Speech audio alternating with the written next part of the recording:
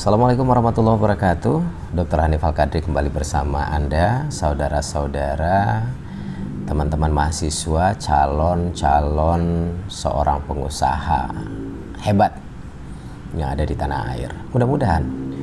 Dan kita masih di mata kuliah pengantar kewirausahaan untuk mengantarkan Anda menjadi seorang pengusaha hebat tadi yang kita maksudkan. Kenapa? Bagian per bagian, minggu per minggu kita akan ulas, kita coba analisis dan lihat seperti apa dan bagaimana menjadi seorang pengusaha atau menjadi wirausahawan yang handal. Dan kali ini kita akan mencoba membahas lebih jauh tentang strategi-strategi kewirausahaan. Yang pertama kita lihat adalah soal pengelolaan usaha, mulai dari perencanaannya. Satu hal yang tertulis yang harus Anda atau saudara pahami, satu hal yang tertulis berisikan misi usaha, usulan operasional, termasuk rincian strategi dan peluang-peluang yang mungkin diraih, market-market yang mungkin bisa Anda jadikan satu daerah kekuasaan. Ini merupakan bagian-bagian yang harus masuk dalam olahan rencana usaha Anda ketika ingin membuat satu usaha atau wilayah terkait dengan bidang usaha tertentu yang ingin Anda lakukan atau laksanakan. Fungsi dari perencanaan itu apa? Untuk pada akhirnya dijadikan sebagai pedoman mencapai keberhasilan manajemen atau keberhasilan Anda sebagai pengambil kebijakan untuk usaha Anda sendiri, yang biasanya berupa ringkasan eksekutif berupa maksud usaha, usulan finansial. Jadi di dalamnya ada maksud usaha dibangunnya rencana itu. Yang kedua, usulan-usulan finansial yang akan Anda gunakan dalam proses pelaksanaan usaha yang dibuat. Kemudian permintaan dana kepada sumber-sumber pendanaan, kecuali Anda memang bisa menjadi sumber dana sendiri. Dan yang terakhir yang harus ada dalam perencanaan itu adalah untuk mendapatkan cara atau strategi menggunakan dana dan cara pembayaran kembalian dari pinjaman. Kalau memang modal usaha yang digunakan adalah berasal dari pinjaman, apakah dari bank, dari lembaga tertentu, dari keluarga atau dari teman atau apapun sumbernya, terserah. Harus difikirkan bagaimana cara penggunaannya dan bagaimana sistem dan pola pembayaran kembalian dari pinjaman tersebut. Jadi jangan hanya bisa meminjam, sudah harus dari awal sudah didesain sedemikian rupa bagaimana prosesnya, bagaimana strateginya, berapa besarnya, berapa lama, sehingga pinjaman itu akhirnya bisa dilunasi kembali.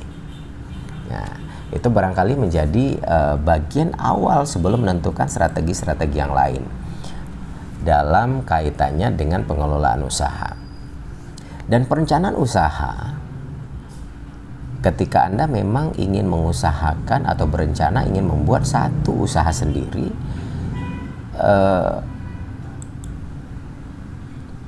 pada akhirnya menuntut Anda untuk lebih banyak berkreasi, berpikir, berimajinasi untuk menentukan setiap titik atau menjadi sentral dari harapan keinginan sesuai apa yang ada di pikiran saudara. Jadi harus lebih banyak berbicara, berdiskusi dengan para wirausahawan yang lebih sukses, lebih duluan sukses daripada Anda, membaca biografi mereka yang hebat atau menelusuri kemungkinan proses mendapatkan pinjaman dana dari sumber-sumber yang bisa dipertanggungjawabkan.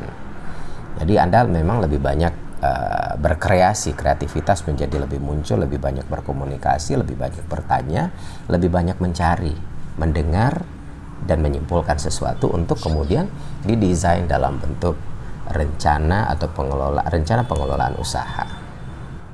Rencana pengelolaan usaha yang sudah Anda desain itu sebenarnya bisa dijadikan sebagai alat untuk mengajukan kebutuhan permodalan. Kebutuhan permodalan Anda yang bersumber dari luar, atau dalam konsep membuat proposal berupa manajemen usaha, pemasaran, produksi, atau operasional, dan terakhir keuangan perusahaan. Jadi ini memang bisa dijadikan sebagai dasar dalam penyusunan proposal. Karena bagaimanapun ketika usaha membutuhkan modal, modal harus jelas sumbernya. Dan sumber-sumber permodalan itu akan bisa dituangkan dalam bentuk proposal agar bisa kita dapatkan. Nah, syukur-syukur kalau memang sumber permodalan itu tidak membutuhkan birokrasi atau persyaratan atau jaminan-jaminan tertentu. Misalnya melalui pinjaman individu perseorangan atau kelompok, atau memang pinjaman keluarga. Tapi kalau sudah berurusan dengan bank, mau tidak mau segala sesuatu yang sifatnya formil harus dipenuhi. Makanya perlu perencanaan dari pengelolaan usaha yang akan didesain, sekecil apapun itu bentuknya. Tapi yang namanya birokrasi dari konteks peminjaman, dana dan sumber-sumber pendanaan harus Anda lewati sesuai dengan prosedur dan syarat yang sudah ditetapkan oleh dunia perbankan. Kita coba lihat yang berikutnya. Bagaimana dengan pengelolaan keuangan? Jadi memang disadari atau tidak, meski bukan menjadi satu-satunya sumber bahwa ketika ingin membangun satu usaha akan terpatahkan ketika Anda merasa tidak punya modal. Karena modal itu memang diperlukan. Tapi ingat, tidak harus dari kocek sendiri. Ketika kreativitas, ketika pemikiran, ketika idenya banyak, dan itu bisa dituangkan dalam satu aktivitas yang sebenarnya dalam satu pergerakan dalam satu pergerakan usaha yang akan Anda buat, Anda tuangkan dalam bentuk desain yang terstruktur, maka sumber-sumber pendanaan sebenarnya bisa dicari, bahkan datang sendiri kalau memang perhitungannya jelas, kalau memang tujuan Anda jelas, dan secara bisnis itu memang menguntungkan, dan secara market itu memang sangat potensial. Jadi nggak ada problem, nggak ada masalah ketika tidak punya modal. Yang penting bagaimana menuangkan itu dalam rencana dan pengelolaan usaha yang tepat dan benar, dan punya market dan perjanjian bisnis yang jelas.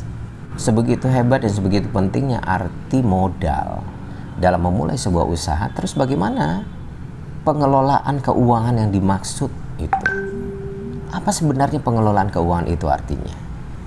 Bagaimana mengusahakan sumber dana, bagaimana menggunakannya, dan bagaimana mengendalikannya dari dana-dana yang akan dimanfaatkan untuk produktivitas atau pelaksanaan usaha yang akan dibuat.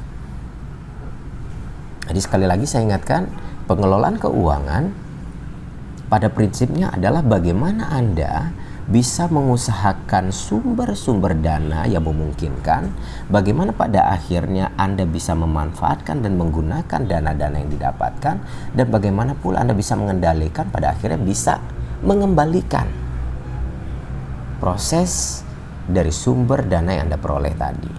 Jadi mulai dari awal sampai akhir, sampai nilai bisnis dan keuntungannya terlihat. Nah, itu namanya adalah pengelolaan keuangan. Jadi barangkali untuk Anda para calon wirausahawan justru kadang-kadang harus memahami persoalan manajemen keuangan. Mau tidak mau harus ada struktur yang jelas, konteks yang jelas, bagaimana pola atau manajemen yang harus Anda desain dan manfaatkan terkait dengan keuangan ini. Ada 3 aspek paling tidak yang harus Anda yakini dan Anda pahami dalam konsep manajemen keuangan, dalam pengelolaan keuangan. Yang pertama adalah sumber dana atau keuangan lembaga atau keuangan yang dijadikan sebagai modal utama dalam operasional usaha yang akan Anda buat. Yang pertama disebut sebagai dana internal, dana intern namanya, yaitu dana dari lembaga, dari perusahaan atau dari Anda sebagai pemilik usaha. Yang kedua dana cadangan atau dana laba yang barangkali itu sifatnya ditahan.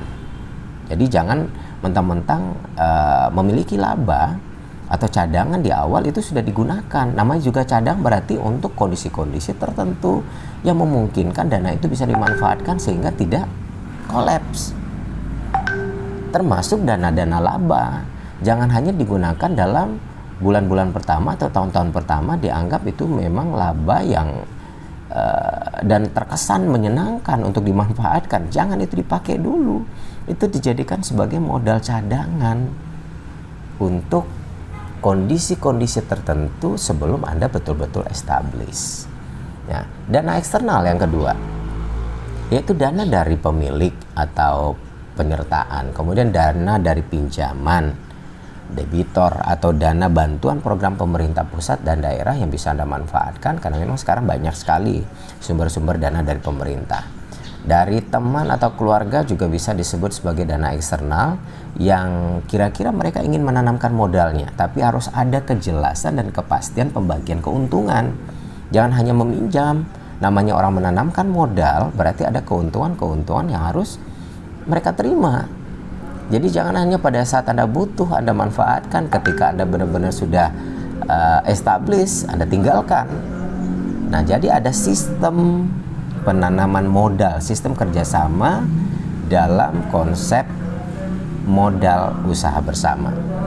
Dan yang terakhir kita menyebutnya dana ventura, atau dari perusahaan yang ingin menginvestasikan dananya pada perusahaan-perusahaan kecil yang barangkali dianggap potensial. Mungkin begitu maksudnya. Kita lanjutkan perbincangan kita soal aspek. Tadi ada 3 aspek dalam pengelolaan keuangan. Yang pertama sumber-sumber dana atau keuangan dari perusahaan, organisasi, ataupun perseorangan ketika memang usaha yang ingin dibangun itu adalah usaha sendiri. Sekarang kita lihat yang kedua, aspek apa dalam pengelolaan keuangan yang harus menjadi perhatian Anda, perhatian saudara. Yang kedua adalah terkait dengan perencanaan dan penggunaan dana. Kalau tadi sumber dana, sekarang perencanaan dan penggunaan dananya. Satu yang harus masuk dalam kategori pemikiran sejak awal itu adalah biaya awal, biaya permulaan. Yang harus ada dalam konsep ini adalah satu, rancangan keuangannya, mulai dari pembukaan neraca harian, rancangan neraca pendapatan atau rugi atau laba, juga rancangan aliran kas atau cash flow. Dan yang kedua, analisa pulang pokok atau BEP-nya. Analisa ini penting menjadi pertimbangan Anda untuk melihat kemungkinan-kemungkinan yang terjadi akibat proses yang Anda lakukan dalam masa periode tertentu, sehingga Anda bisa membaca atau mengkalkulasi kemungkinan-kemungkinan laba atau rugi barangkali yang bisa Anda lakukan atas bisnis atau usaha yang akan Anda laksanakan itu. Mulai dari biaya awal yang tidak terduga sudah harus didesain, biaya administrasi, apakah gaji karyawan kalau memang Anda membutuhkan tenaga-tenaga profesional untuk membantu pekerjaan Anda nanti, termasuk peralatan kantor, itu juga masuk dalam biaya administrasi. Dan berikutnya adalah biaya sewa bangunan, biaya asuransi, dan lain sebagainya. Semuanya harus dikalkulasi sedetail dan sejelimet mungkin. Jangan ada yang di luar kendali itu sehingga menjadi masukan atau menjadi sumber yang di luar rencana, sehingga apa? Ada kelalaian Anda yang membuat pengeluarannya menjadi besar, sementara itu tidak masuk dalam kategori perhitungan. Jadi harus dirancang sedemikian rupa. Namanya juga perencanaan, kalkulasi akan penggunaan dana yang akan dimanfaatkan selama proses pelaksanaan usaha yang akan Anda laksanakan. Yang ketiga adalah pengawasan dan pengendalian dari dana. Ini perlu atau penting Anda lakukan sejak awal kegiatan usaha itu Anda mulai. Bagaimana satu barang dan jasa dihasilkan, bisa kemudian Anda distribusikan atau Anda pasarkan sesuai marketnya. Maka melalui kegiatan pemasaran itulah menjadi bagian yang harus Anda kontrol sedemikian rupa. Dan itu merupakan 3 hal, dan kunci semuanya itu ada di persoalan pengawasan dari pengendalian dana. Semakin detail, semakin jelimet Anda mengawasi, melakukan kontrol, dan melakukan kendali atas dana-dana yang Anda pakai selama proses operasional, apalagi di awal-awal penggunaan pelaksanaan dari bisnis atau usaha yang Anda lakukan. Memang agak lebih ketat gitu ya. Jangan sampai setiap kebutuhan, setiap apa yang diperlukan beli di luar rencana. Nah, ini yang menjadi persoalan dari sebagian banyak orang karena tidak paham akan manajemen keuangan, yang tidak mengerti soal cash flow, soal lugi dan raba, soal neraca harian, dan mau tidak mau ini sekaligus masukan dan indikasi buat Anda yang ingin punya bisnis yang besar. Meski diawali dengan tidak ada yang besar itu tanpa yang kecil. Jadi ketika Anda punya mimpi untuk membangun sebuah bisnis yang besar, mulailah dari sejak dini. Dan memulainya itu dengan wawasan dan pengetahuan dari segala sisi termasuk manajemen keuangannya. Anda sudah mulai saatnya membaca atau melihat bagaimana persoalan neraca harian dari sebuah usaha, bagaimana persoalan neraca pendapatan mulai dari angka keuntungan dan kerugian, bagaimana aliran kas Anda atau istilahnya cash flow, Anda mengerti soal pulang pokok atau BEP-nya, analisa BEP, biaya tidak terduga, biaya administrasi, semua dalam satu kendali. Dan itu masuk dalam kategori yang terakhir tadi, bagaimana Anda mampu mengawasi dan mengendalikan proses perjalanan dana selama pelaksanaan bisnis itu dimulai. Hal lain apa yang harus Anda pertimbangkan, yang harus Anda pikirkan, yang harus Saudara pelajari sejak dini ketika ingin memulai sebuah usaha?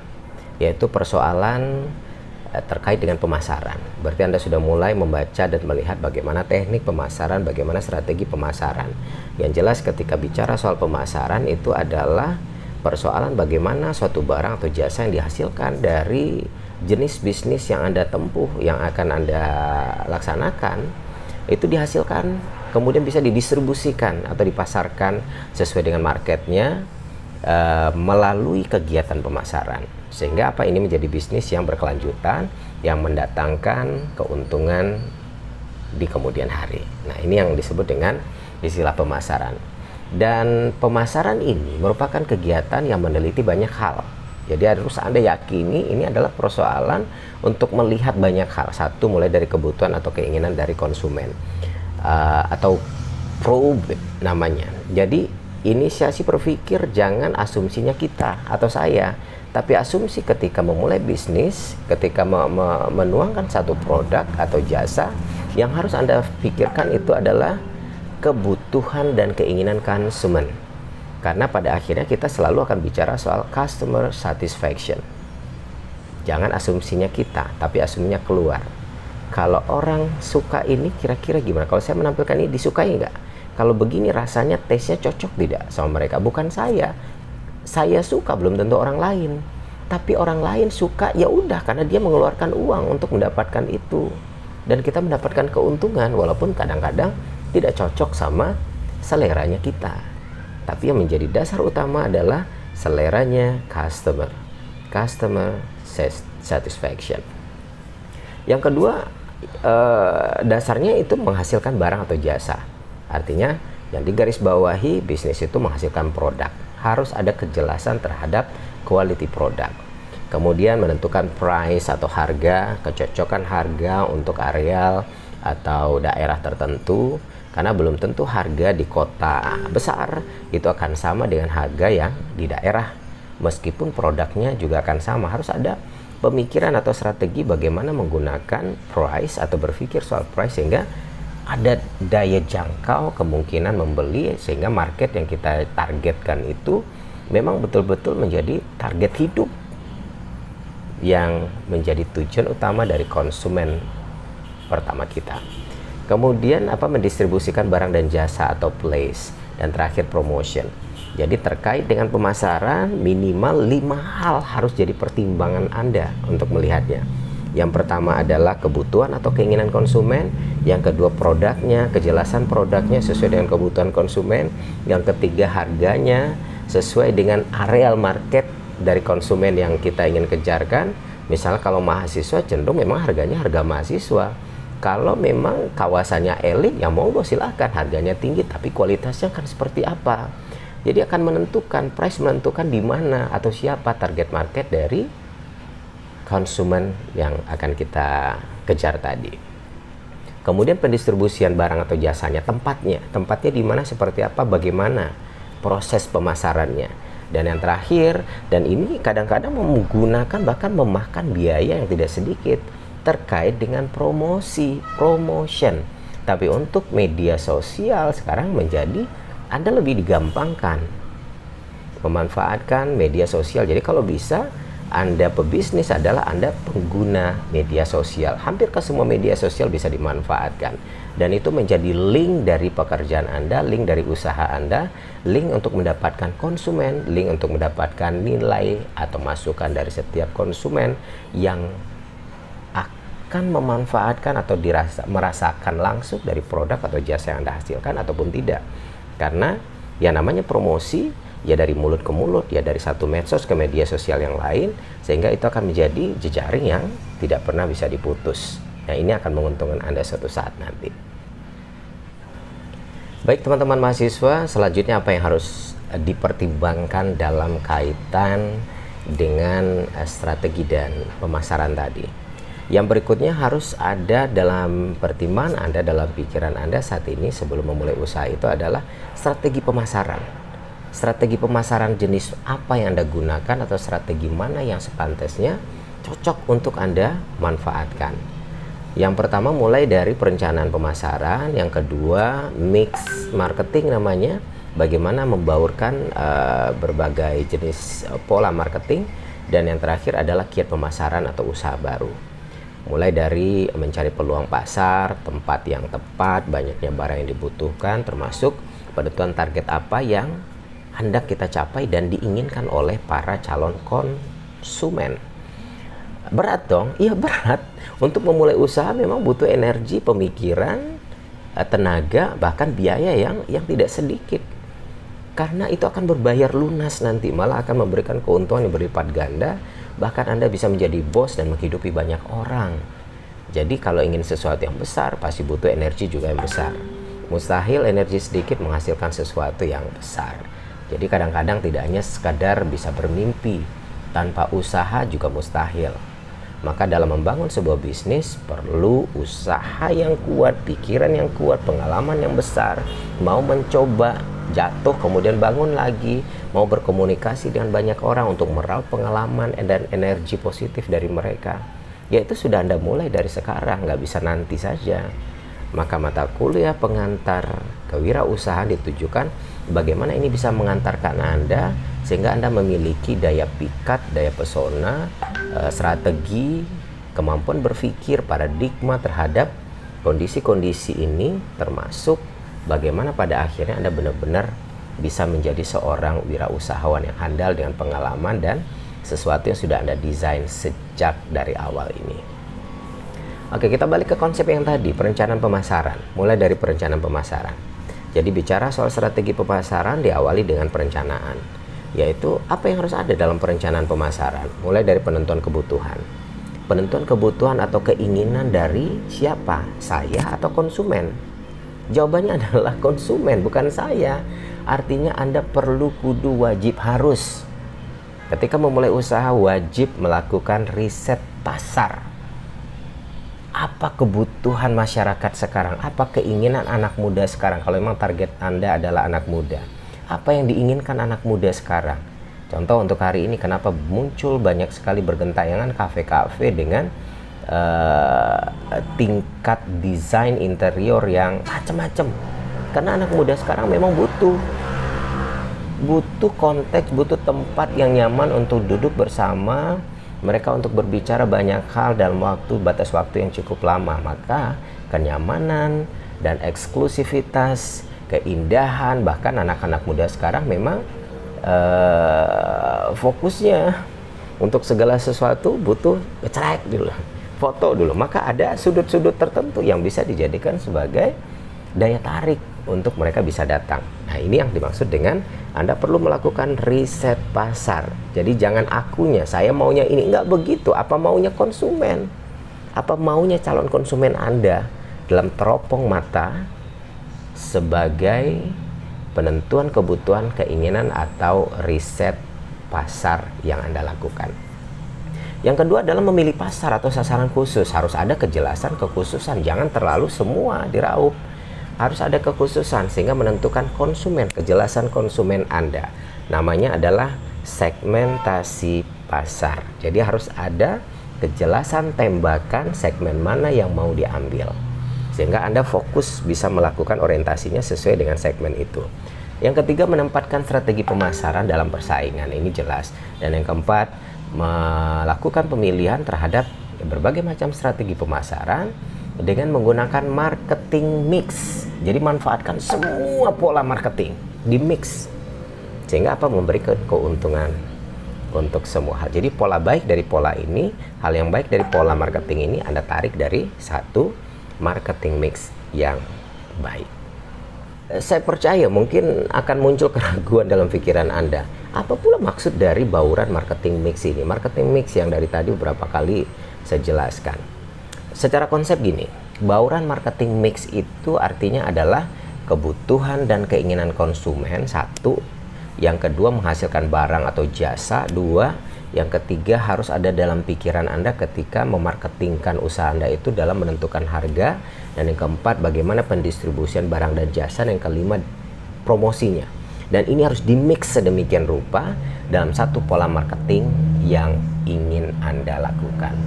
Jadi satu marketing memainkan mix banyak pola, mulai dari kebutuhan sampai persoalan promosi. Bagaimana dengan kiat pemasaran?